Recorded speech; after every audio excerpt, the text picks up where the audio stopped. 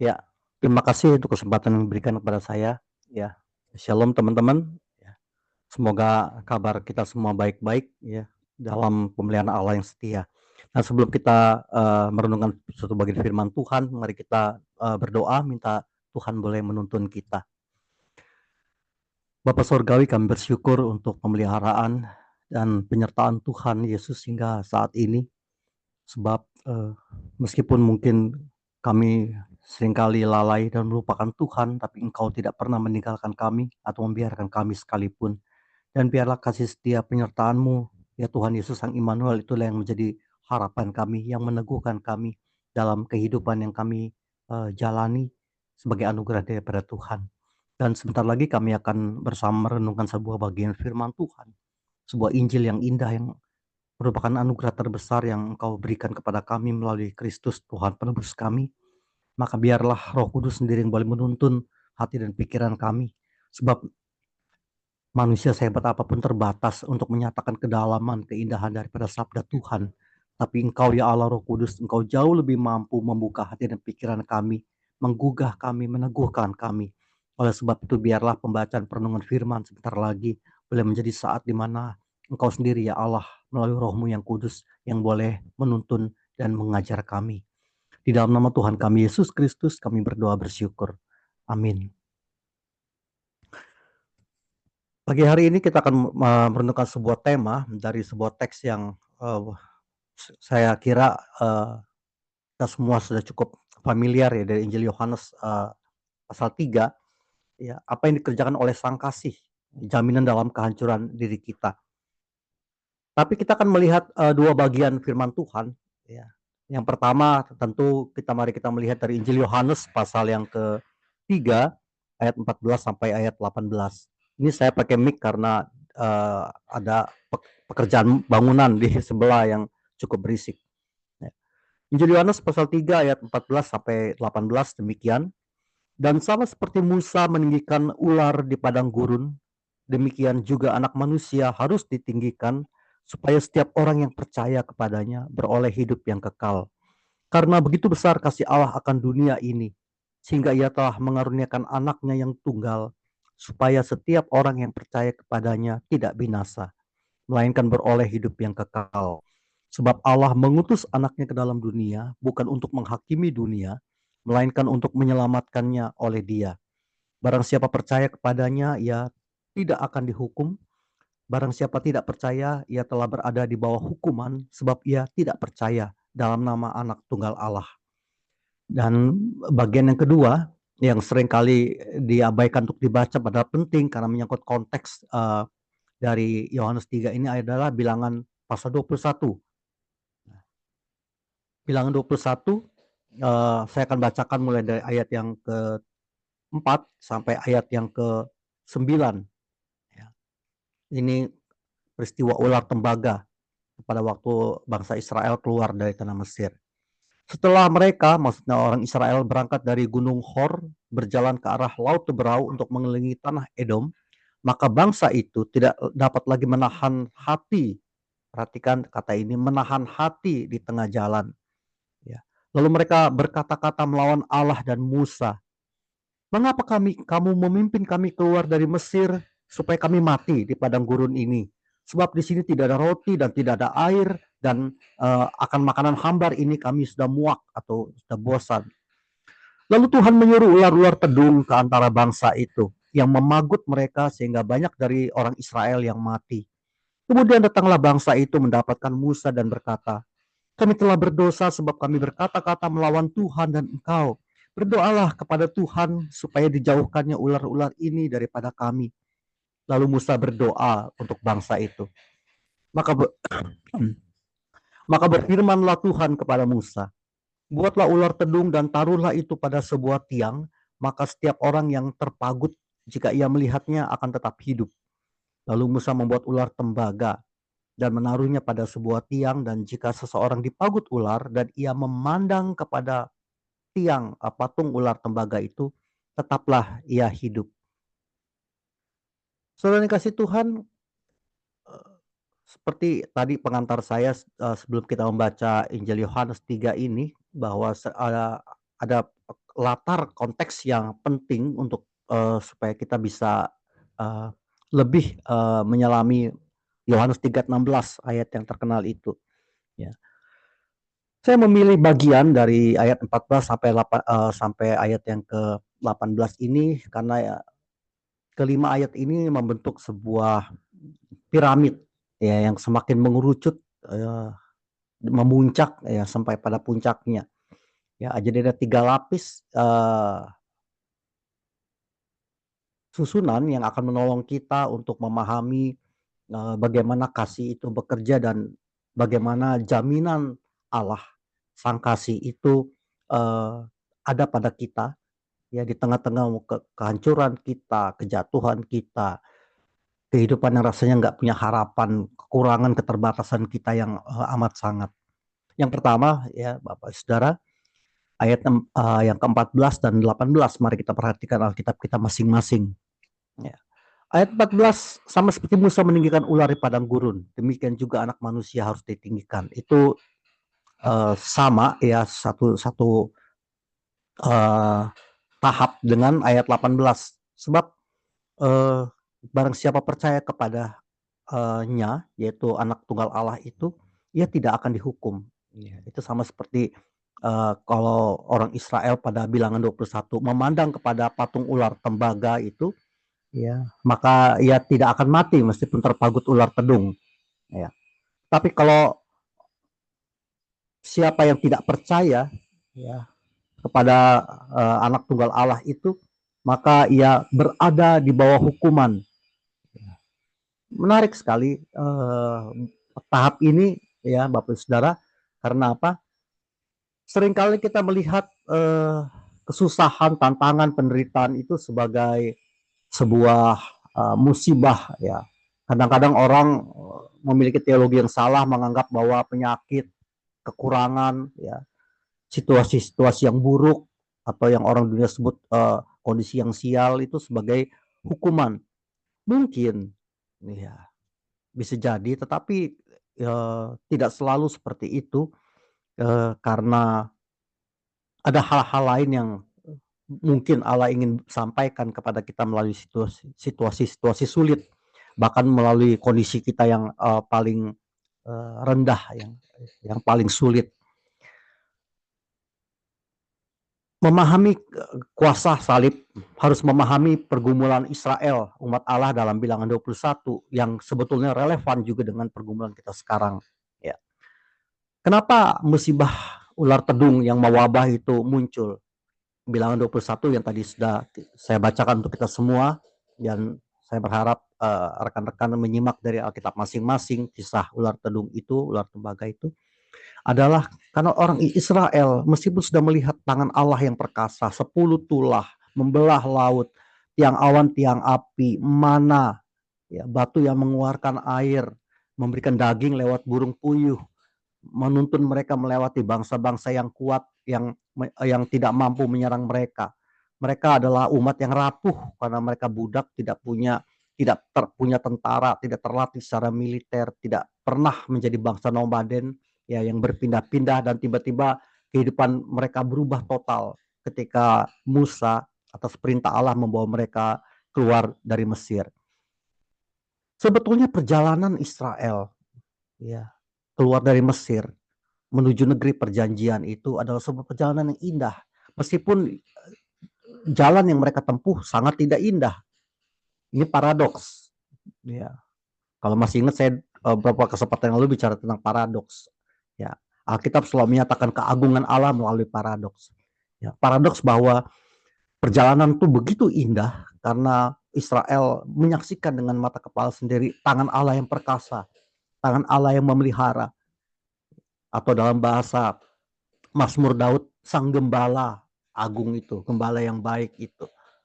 Meskipun jalan yang mereka tempuh bukan memang jalan yang sangat tidak indah, bahkan untuk kondisi, pada waktu itu, gurun pasir kering, nggak ada makanan, nggak ada air, nggak ada hiburan, tidak ada perlindungan, ya. Tidak bisa beli baju baru kalau baju rusak. Itu sebabnya, kitab Keluaran mencatat selama Israel, berjalan, ya, meninggalkan Mesir, menjauhi Mesir, baju mereka tidak lapuk dan sepatu mereka tidak aus. Itu luar biasa, bukan? Tapi Israel tidak, justru mengabaikan keindahan pimpinan Allah itu. Mereka lebih melihat jalan yang sulit, padang gurun yang kering, tidak ada makanan, tidak ada pilihan menu. Ya. Mungkin mereka sudah muak dengan makanan yang itu saja. Dan itu yang mereka terus pikirkan dalam hidup ini.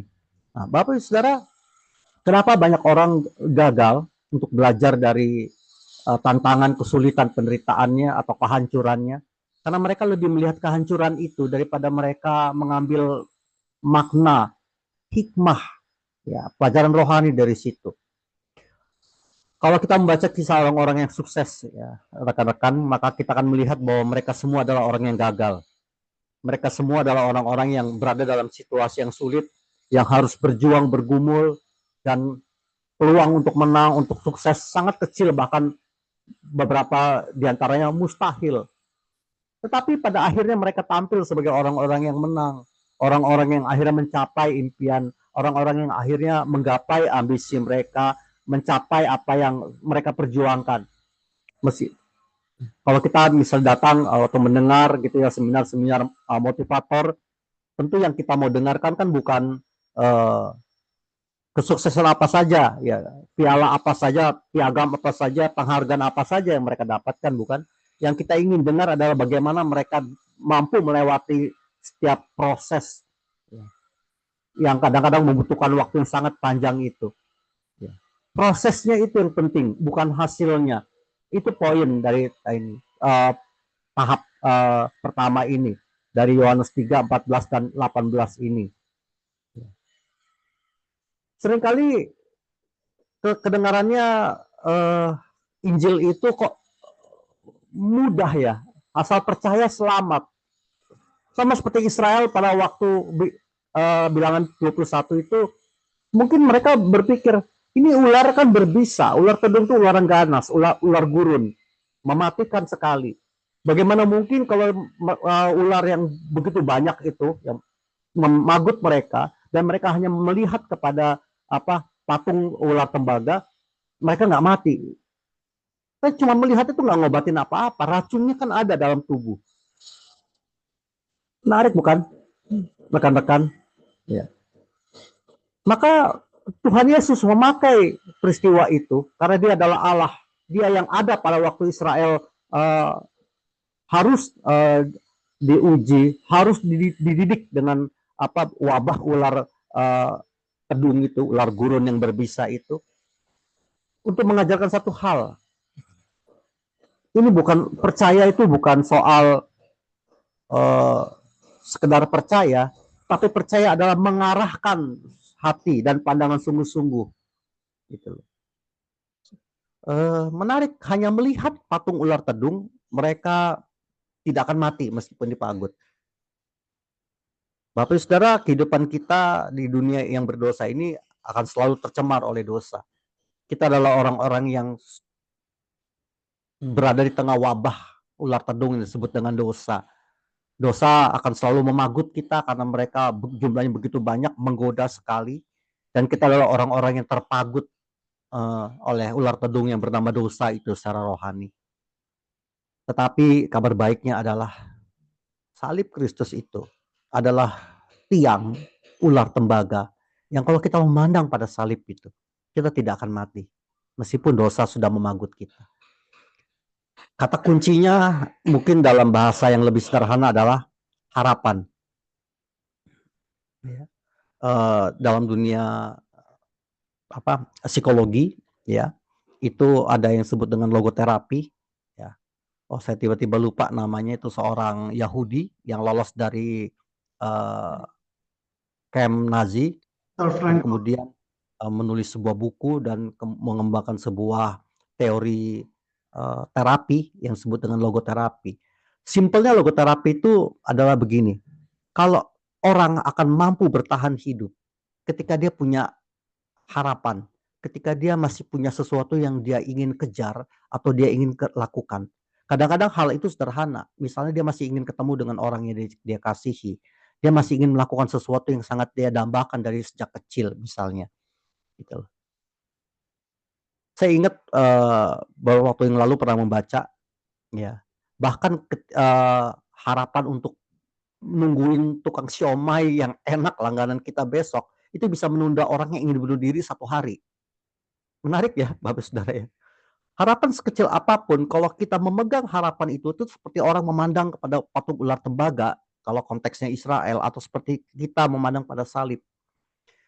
Ya.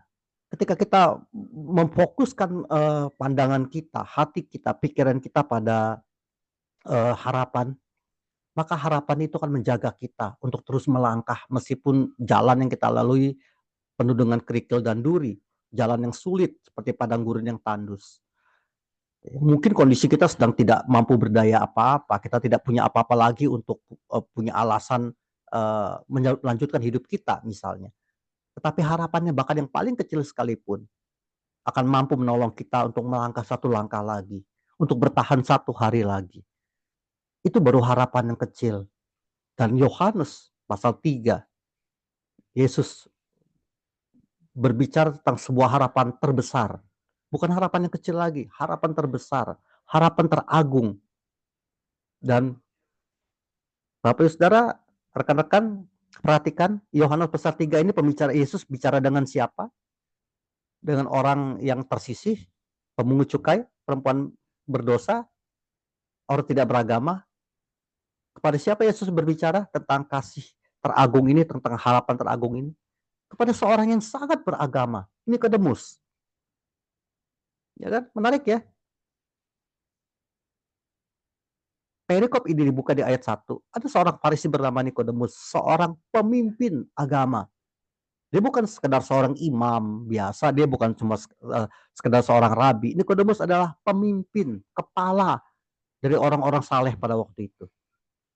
Jadi, Bapak Saudara, justru kabar teragung, harapan terindah, itu harus disampaikan kepada orang yang merasa dirinya sudah mempercayai Tuhan. Mungkin Allah ingin berbicara kepada kita yang merasa bahwa diri kita sudah percaya dalam Kristus, ya. Dan lalu kemudian kita bertanya-tanya, kenapa iman saya tidak membuat saya lebih teguh?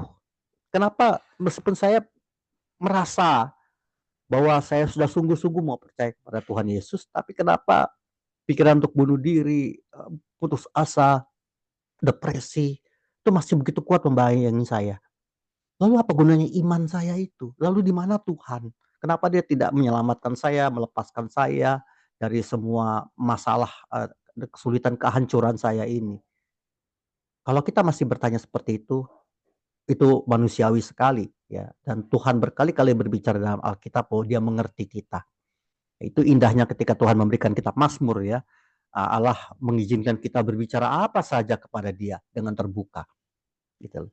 Dan Yesus dalam Injil dicatat Dia bersedia mendengarkan bahkan keluh kesah, permintaan-permintaan yang bodoh. Dan kadang-kadang Tuhan memancing reaksi jujur itu dengan pertanyaan. Misalnya ketika bertemu dengan seorang yang lumpuh di tepi kolam yang ada mujizat itu, Yesus kan tanya, Bapak mau sembuh? Lucu ya, kita bertanya kepada orang yang sakit yang sekian lama berusaha berobat, menghabiskan semua uangnya, waktunya hanya untuk bisa sembuh, dan kemudian datang seorang cuma nanya, Bapak mau sembuh? Kedengarannya pertanyaan yang konyol bukan? Tetapi itu justru sebuah undangan untuk memandang kepada salib. Harapan, Bapak Ibu Saudara, adalah anugerah Allah. Jadi kalau dalam hidup kita masih Allah tidak, kebanyakan saya kira ya, katakanlah saya melihat begitu banyak orang-orang yang sulit hidupnya, jauh lebih sulit dari saya, atau ketika saya pernah memang ada dalam masa-masa yang begitu sulit, dan saya bisa ada sampai saat ini karena penyertaan Allah, iya dan amin. Tetapi lebih daripada itu karena saya mempercayai Allah. Bahkan ketika masa-masa itu saya tidak tahu mesti mengapain, rasanya hidup tidak percuma, tidak ada jalan keluar, begitu sulit, begitu menyakitkan, bikin tidak bisa tidur, menggelisahkan. Tetapi seperti kata kitab Ratapan, ya, selalu baru rahmatmu setiap pagi, besar kesetiaanmu. Menarik bukan? Hanya mengharapkan matahari pagi besok, secangkir kopi, ya nikmat, cukup saling sederhana. Harapan untuk melihat satu hari lagi adalah cara Allah menuntun kita. Seperti seorang bapak yang bilang, nah ayo jalan. Gak apa-apa kalau tadi kamu jatuh. Gak apa-apa kalau kakimu rasanya lemah sekali. Tapi ayo jalan. Jalan saja gak apa-apa. Jatuh pun gak apa-apa. Tangan bapak memegang. Itu loh sebetulnya yang ingin Tuhan Yesus sampaikan ketika dia berkata barang siapa percaya kepadanya, ia tidak akan dihukum. Ya. Makanya Alkitab memakai gambaran Allah sebagai Bapa, bukan Tuhan Yesus mengajar kita yang percaya dalam Dia itu untuk melihat Allah sebagai Bapa kita. Yang pertama harapan, Allah hadir di situ. Itu loh yang kasih kerjakan kepada kita. Ya, sang kasih kerjakan. Lalu yang kedua ayat yang ke-15 dan ayat yang ke-17. Supaya setiap orang yang percaya kepadanya beroleh hidup yang kekal. Sebab Allah mengutus anaknya ke dalam dunia bukan untuk menghakimi dunia, melainkan untuk menyelamatkan. Allah tidak pernah berniat jahat kepada kita. Allah tidak pernah menginginkan kita menderita. Allah tidak pernah uh, senang melihat kita harus bergumul dengan kesulitan kita, bahkan dengan kehancuran kita. Ya. Yang Allah inginkan adalah menyelamatkan kita. Sama seperti orang tua yang kadang-kadang harus tega untuk melihat anaknya menjalani kesulitan. Bapak saudara yang punya anak tentu ingat bagaimana orang tua harus tega melihat anaknya belajar berdiri ya dengan resiko jatuh, ya, belajar berjalan dengan resiko jatuh, dan mulai ketika bisa lari-larian juga dengan resiko jatuh. Tapi orang tua yang baik tahu bahwa kondisi yang rentan itu diperlukan anak. Sebab jatuh adalah sebuah resiko, tapi ada yang lebih penting dari itu, yaitu anak itu bisa berdiri, bisa berjalan, dan kemudian bisa berlari. Kalau orang tua yang manusia saja, yang terbatas, menyadari ya, kebenaran penting ini, maka apalagi Allah bukan yang maha sempurna. Jadi kalau yang pertama harapan, maka yang kedua adalah apa? Jaminan bahwa Allah mengerti kita, Allah tidak akan tega untuk membiarkan kita terus-menerus, tetapi Allah selalu punya rencana, selalu ada sesuatu yang indah dari keburukan, gelap, kelam yang harus kita hadapi. Kalau masih ingat peristiwa air bah, sebuah pukulan yang paling keras yang pernah dicatat dalam Alkitab. Tapi endingnya apa? Sebuah tanda bukan? Pelangi. Dan kemudian orang-orang dunia memakai metafora alam ini sebagai sebuah bentuk bahwa ada jaminan pelangi sesudah badai. Maka mari kita berjalan dengan iman kita yang berharap sepenuhnya. Lebih memandang kepada Allah daripada memandang kepada kesulitan, kesukaran, bahkan kehancuran kita. Mari kita berjalan juga dengan apa? Dengan jaminan bahwa hanya tinggal nunggu waktu kok. Bahwa Allah membuat segala sesuatu indah pada waktunya, bahwa satu saat kita akan melihat pelangi kasih Allah itu. Kita tidak tahu kapan, tetapi satu hal bahwa pasti kita akan melihat pelangi itu. Psikolog yang saya singgung di awal yang kemudian menciptakan terapi logoterapi, ya, terapi harapan ini adalah orang yang bertahan. Ya. Dia menyaksikan rekan-rekan sebangsanya mati dalam penyakit, kamar gas, penganiayaan, ditembak.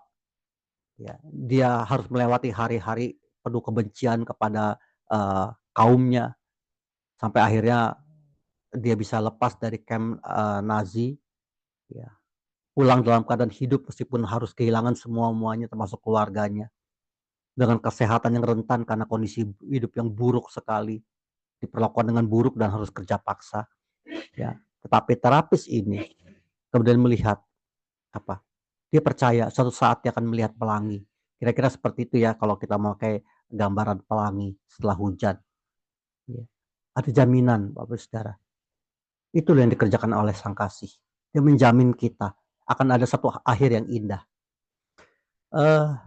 Kalau bisa tentang akhir yang indah, Alkitab itu dimulai dengan Kejadian, diakhiri oleh Wahyu, betul ya? Izinkan saya memakai susunan Alkitab kita ini sebagai sebuah perbandingan ya yang indah, yang tepat. Ya, karena memang Alkitab adalah Allah berbicara kepada kita. Kejadian berisi kejatuhan manusia, betul ya? Tetapi kitab Wahyu berisi apa? Harapan, jaminan. Barang siapa yang bertahan sampai akhir, ia akan kuberikan mahkota. Begitu bukan? Janji yang diberikan, yang diwakili oleh ketujuh jemaat dalam Wahyu pasal 2 dan 3. Dan kalau Bapak Saudara, rekan-rekan suka nonton film Hollywood ya, yang dibuat dengan riset yang bagus sekali, perhatikan bahwa misalnya kalau kisah superhero misalnya, ya kan selalu digambarkan mereka kan hancur-hancuran kan, berjuang kan, musuhnya lebih kuat, bahkan kadang-kadang mereka terancam mati, sudah tidak ada jalan keluar, nggak ada harapan, dan pada akhirnya kita dihadapkan, disajikan dengan pahlawan tuh bangkit dengan sisa tenaga terakhir, dengan nafas terakhir, dan akhirnya apa? Happy ending bukan? Nggak ada orang yang protes bukan? Rekan-rekan kalau nonton protes, lu kok begini, happy ending harusnya hancur dong, mati dong, kan enggak gitu loh. Kita ikut lega gitu loh. Kita justru kalau ketika akhirnya jagoannya mati, kita kan marah bukan? Ini film apaan gitu, cerita apaan? Jagoannya mati, ini mau bukan film, ini mah konyol. Semua orang mengharapkan happy ending. Itu harapan. Dan Hollywood tidak pernah gagal untuk mempesona penontonnya dengan alur cerita yang seperti itu. Yang jagoannya dibuat hancur, tokoh utamanya habis-habisan, dan pada akhirnya kita mengakhiri menit-menit terakhir film itu dengan akhirnya happy ending juga gitu loh. Ya, kita nggak nyangka gitu loh, nggak kebayang itu bagaimana tokoh utama atau sang jagoan itu bisa akhirnya menang, ya, bisa mengatasi semua kendala, ya. Tapi kita ikut senang, kita ikut lega, kita puas dengan apa yang kita lihat. Bapak Saudara, film Hollywood, kejadian yang mencatat kejatuhan manusia, dan kemudian kitab Wahyu yang mencatat jaminan Allah bagi orang yang setia bertahan pada harapannya kepada Kristus, seharusnya menjadi sebuah uh, pegangan kita, ya, apapun situasi kondisi kita, ya. Beberapa waktu yang lalu saya pernah membaca, sebetulnya juga saya pernah tahu kisah yang serupa, tapi yang paling saya ingat saja ya, ada seorang ibu, seorang perempuan yang ditinggal suaminya main perempuan lain dengan 3 anak yang masih kecil. Selama dia menjadi istri, dia tidak bisa bekerja karena suaminya yang bilang nggak usah kerja, pokoknya saya yang nafkahi. Tapi lakinya itu kemudian suaminya pergi meninggalkannya. Dan ibu ini bingung, rumah masih kontrak, anak masih kecil, ada yang masih perlu susu. Tidak tahu, tidak bisa pernah punya pengalaman kerja, nggak tahu bagaimana cara mencari nafkah, dan tiba-tiba jadi gelandangan. Kontrakan habis, pulang ke rumah orang tua malu, tapi ada 4 mulut yang harus dikasih makan, dan harus cari tempat berteduh. Memegang koper dengan 3 anak yang terus menangis karena lapar, karena takut, karena bingung. Itu sangat mudah ya bagi orang-orang yang kemudian menyerah, ya, yang menganggap sudah nggak ada harapan lagi. Tapi dia melihat ketiga anaknya, ibu muda ini meneguhkan hati dan bilang, aku akan bertahan ya demi ketiga anak ini. Ya, ya, dia mengemis, ya, hanya untuk bisa makan dari hari ke hari. Coba ikut jadi pemulung, menawarkan diri jadi tukang cuci, apapun dikerjakan asal bisa dapat dikasih uang untuk beli makan, dan syukur-syukur untuk bisa beli susu untuk anaknya yang paling kecil. Dan itu bukan hari-hari kehidupan yang mudah. Hari lewat, bulan, tahun, bertahun-tahun mengumpulkan modal kecil-kecil, mulai dagang kue kecil-kecil, dan hasil akhirnya apa? Mirip seperti film dan mirip seperti apa yang Alkitab sajikan, happy ending. Dia punya sebuah toko kue, anaknya dia bisa kuliahkan, dan anak-anaknya ingat bahwa ketika mereka wisuda, ketika mereka bisa pakai baju bagus, ketika mereka akhirnya bisa makan dengan layak, punya tempat tinggal yang layak, bahkan mamanya punya toko kecil. Itu darah dan air mata itu entah seberapa banyak mama mereka sudah curahkan. Dan itu Bapak Ibu Saudara, itu yang Allah kerjakan untuk kita. Dia adalah Tuhan seperti ibu ini. Dia begitu mencintai kita, dia hancurkan dirinya dan dia tanggung itu untuk kita. Itu loh jaminan. Jadi jaminan Allah itu bukan janji. Jaminan Allah itu adalah dirinya sendiri. Ibarat kata, kalau aku jatuh gagal, ya kalian semua gagal, hancur. Sama seperti ibu ini, ibu dalam kisah yang saya tadi ceritakan tuh ya, kalau dia akhirnya memutuskan mati, ya hancur, 3 anaknya ikut dengan dia karena nasib ketiga anaknya sangat bergantung sekali dengan sang ibu ini. Jaminan, harapan dan jaminan adalah kita menaruhnya pada Tuhan. Kalau Tuhan gagal, ya udah kita semua hancur. Tapi bukankah kita tahu kan, apakah Tuhan bisa gagal? Apakah Tuhan tidak cukup kuat untuk menjadi jaminan yang pasti?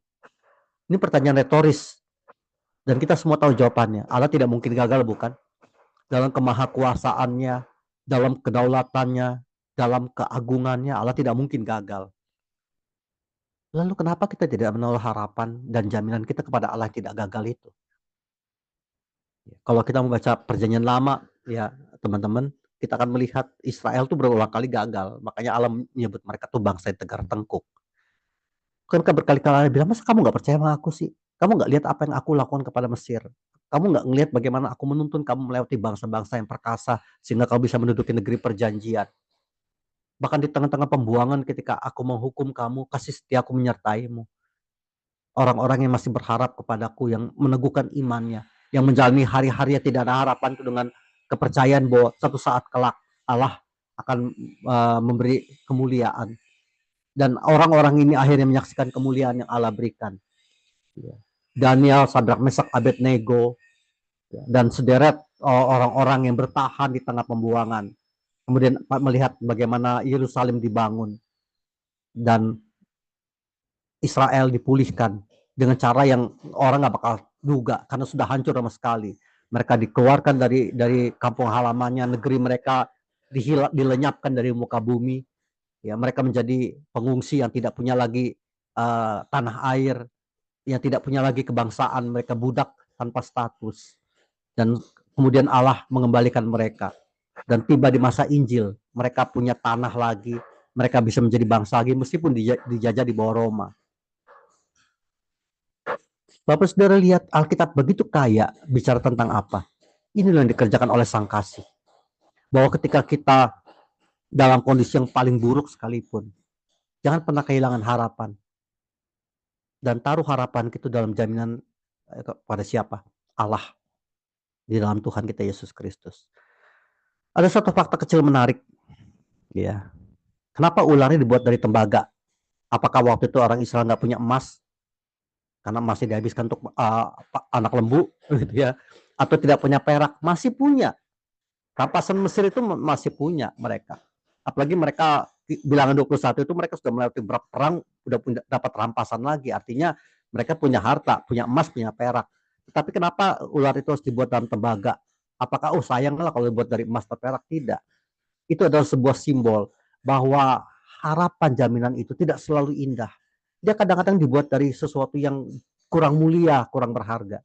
Itu makanya Paulus berkata, salib itu memang kebodohan.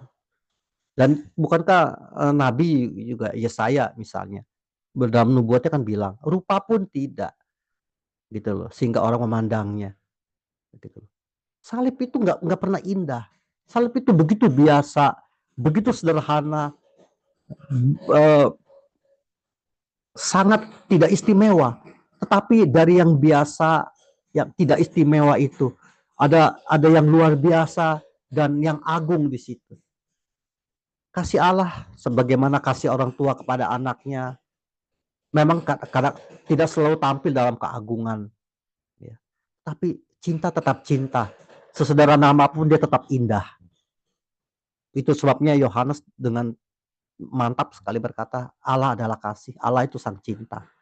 Itulah harapan kita dan jaminan kita. Dan pada puncaknya, Baru kita ketemu di ayat yang sangat terkenal ini ya, Yohanes 3 ayat 16. Karena begitu besar kasih Allah. Ada orang beberapa waktu yang lalu pernah membuat the most ya, terbesar dari Yohanes 3 ayat 16. Saya kira itu menarik juga untuk menolong kita melihat lebih indah gitu ya, ayat ini, ayat emas ini. Ada kasih yang paling besar, ada pemberi yang paling besar Allah, ada pemberian yang paling besar anaknya yang tunggal. Ya. Ada hasil yang lebih besar, diselamatkan, hidup. Luar biasa bukan? Ya. Jadi harapan, jaminan, lalu pada puncaknya adalah apa? Cinta. The great love adalah dari Allah dan Allah sendiri. Jadi Bapak Saudara, kalau situasi kita saat ini sudah nggak tahu mesti bagaimana, keterbatasan kita tidak tertolong lagi, apakah tidak ada harapan?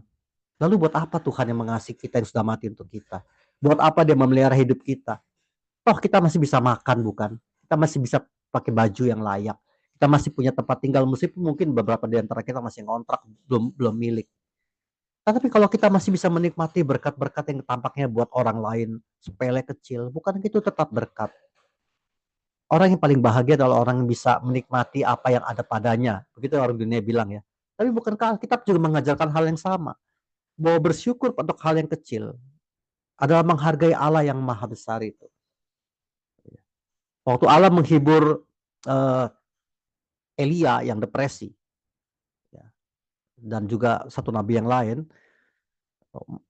nabi-nabi Israel pada waktu itu selalu mengacunya pada Gunung Horeb, Allah di Sinai gitu ya.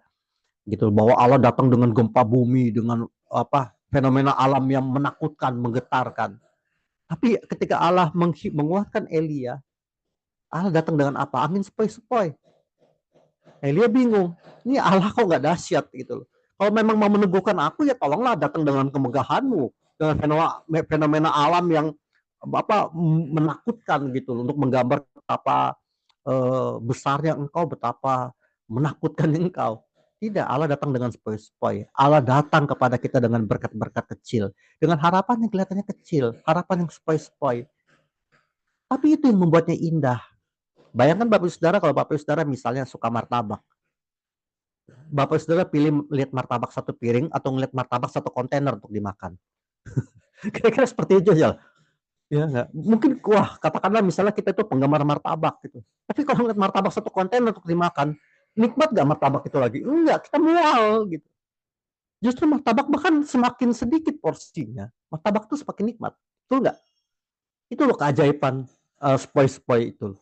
Itu sebabnya Allah ingin kita menikmati berkatnya. Allah tidak menyajikan dengan satu kontainer dalam istilah martabak itu. Allah menyajikan dalam potongan yang kecil.